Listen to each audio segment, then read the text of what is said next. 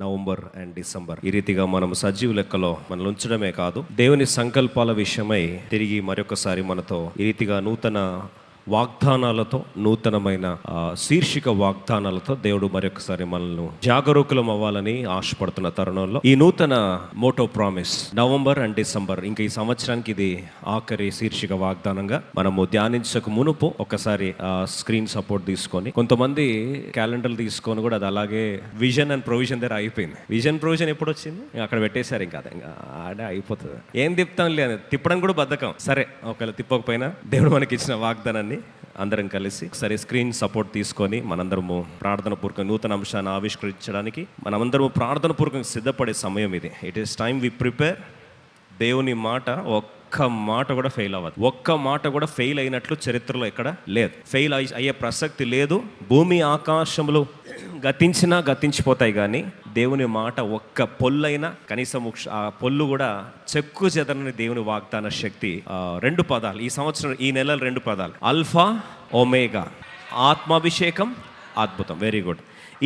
ఈ నెలలో గత 2 నెలల్లో ఆత్మాభిషేకం, అద్భుతం, way maker and wonder worker, ఇంగ్లీష్లో ఆత్మాభిషేకం, అద్భుతం అనే అంశాన్ని మనం ఆరంభించాం. ఈ 2 నెలలు మనము అల్ఫా ఒమేగా, మన విశ్వాసమునకు కర్తయు దానిని కొనసాగించువాడు. ఒకసారి పైన 2 వచనాలను మనం కలిసి చదువుకుందాం. మోటో ప్రామిస్ యొక్క ఫౌండేషన్ని, చాలా బలమైన పునాదిని దేవుడు మన జీవితాల వేయాలని ఇష్టపడుతున్నాడు. పైననే స్క్రీన్లోనే ఉంది, చూసి చదవడానికి ప్రయత్నిస్తాం. విశ్వాసమునకు కర్తయు దానిని కొనసాగించువాడైన యేసు వైపు చూచుచు మన ఎదుట ఉంచబడిన పందెములో ఓపికతో పరుగెత్తుదము. కింద భాగం: మీలో ఈ సత్క్రియను ఆరంభించిన వాడు యేసుక్రీస్తు దినము వరకు దానిని కొనసాగించు. మన జీవితంలో ధైర్యం ఏంటంటే, పరుగు పందెంలో, జీవిత పరుగు పందెంలో, విశ్వాస పరుగు పందెంలో మన జీవితంలో కర్త దానిని కొనసాగించేది మన బాధ్యత కాదు, అది ఆరంభించిన దేవుని బాధ్యత.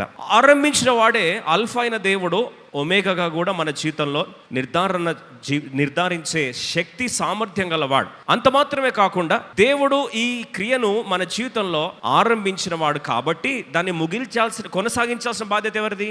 ఆ దేవుందే. ఆరంభించిన వాందే కొనసాగించే బాధ్యత, కొనసాగించే వాందే ముగించే బాధ్యత. సరే, మరి మన జీవితంలో ఎటువంటి కార్యాన్ని ఆరంభించాడు ఆయన?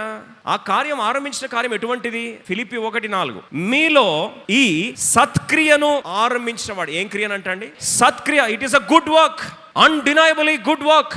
మనం ఆరాధించే దేవుడు మంచి కాపరి, శ్రేష్టమైన కార్యాన్ని జరిగించే దేవుడు. మన జీవితంలో ఆయన జరిగించే కార్యము అది మంచి కార్యమే, సత్కార్యమే. మన పట్ల దేవుడు కలిగిన ప్రణాళికలు కూడా మంచి కార్యములే. ఆయన ఆరంభించిన వాడే ఎప్పటి వరకు కొనసాగిస్తాడు? యేసుక్రీస్తు దినము వరకు దానిని కొనసాగించును. అయితే ప్రాముఖ్యమైన సత్యం ఏంటంటే, మరి ఆరంభించింది ఆయనే, కొనసాగించేది ఆయనే, అల్ఫా ఆయనే, ఒమేగా ఆయనే.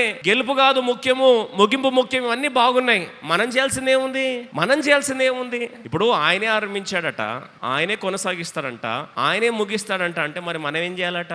మొదటి లైన్ చదువుదాం. హెబ్రీ 12 మొదటి లైన్ చూడండి. మనం చేయాల్సిన పని చాలా సింపుల్. ఈ రోజు ఈ అంశాన్ని ఆరంభిస్తున్నాం, అర్థం చేసుకునే ప్రయత్నం చేస్తాం. విశ్వాసంలో కర్తయు దానిని కొనసాగించువాడైన యేసు వైపు చూచుచు మన ఎదుట ఉంచబడిన పందెములో ఓపికతో పరిగెత్తుదము.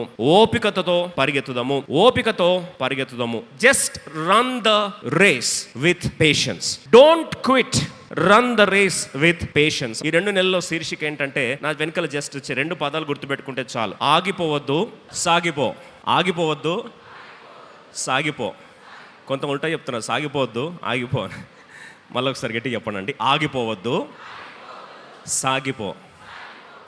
ఈ అంశం, ఈ ఒక్క శీర్షిక గుర్తుంటే మనం అర్థం చేసుకోవడానికి మన జీవిత ప్రయాణంలో మనం చేయాల్సింది ఒకటే. ఎన్ని గాయాలైనా, ఎన్నిసార్లు విడిచిపెట్టాలనిపించినా, ఇంకా చాలా I want to call it quits అన్నా, ఆపేద్దాం అనుకున్న, గాయాల పాలైనా, ఒకవేళ దెబ్బలు తాకి పరిగెత్తలేని పరిస్థితి వచ్చినా, ఆ పిల్లవాడు మనకు చూపిస్తున్న సత్యం ఏంటంటే, ఒకసారి చూడండి. ఒకసారి పరిగెత్తడం స్టార్ట్ చేసినప్పుడు, ఒకసారి ట్రై చేస్తున్నప్పుడు కాలు ఏమైందండి? ఇరిగిపోయింది. కాలు లేదు. అయినా సరే ఆర్టిఫిషియల్ సపోర్ట్ పెట్టుకుని ఏం చేస్తున్నాడు? పరిగెడుతున్నప్పుడు ఆ బిడ్డ ముఖం ఒకసారి చూడరా, ఏం చేస్తున్నాడు? ఏడుస్తున్నాడు, నవ్వుతున్నాడు. కొన్నిసార్లు మన జీవితంలో కొన్నిసార్లు గాయాల గుండా వెళ్ళొచ్చు. ఇక నేను పరిగెత్తలేననే పరిస్థితి రావచ్చు. ఒకళ్ళు దొరికినా పర్లే, పాకినా పర్లే, కానీ పోరాట పదంలో దయచేసి నువ్వు ఆగిపోవద్దు. నేనేం చేయాలి?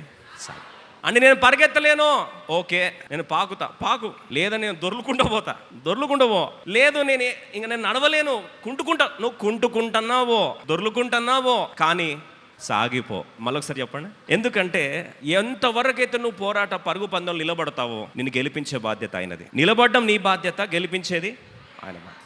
అందుకొరకే విశ్వాసంలో కర్తయు దానిని కొనసాగించువాడైనా యేసువై. See, whenever you want to just see the results, you don't quit. Only word is just stay. You don't quit, God will flip it. If you don't quit, God will flip it. నువ్వు నిలబడు చాలు. యుద్ధ భూమిలో నిలబడితే చాలు, జీవిత ప్రయాణం నిలబడితే చాలు. ఏది అంతం అనుకుంటావు కొన్నిసార్లు అదే దేవుని కార్యానికి ఆరంభం అవ్వచ్చు. ఎందుకంటే ఆయనే కర్త, దానిని కొనసాగించువాడు ఆయనే.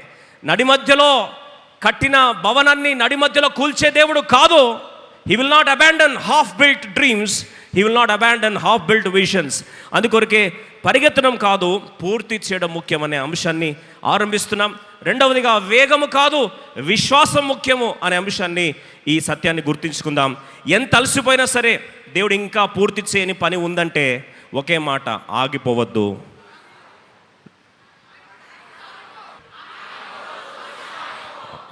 ఓకే, ఇదొక్కటి అర్థమైతే చాలు. ఈ 2 నెలలు ఒకటే మాట ఏంటండి? ఇంకొక బిగ్గరగా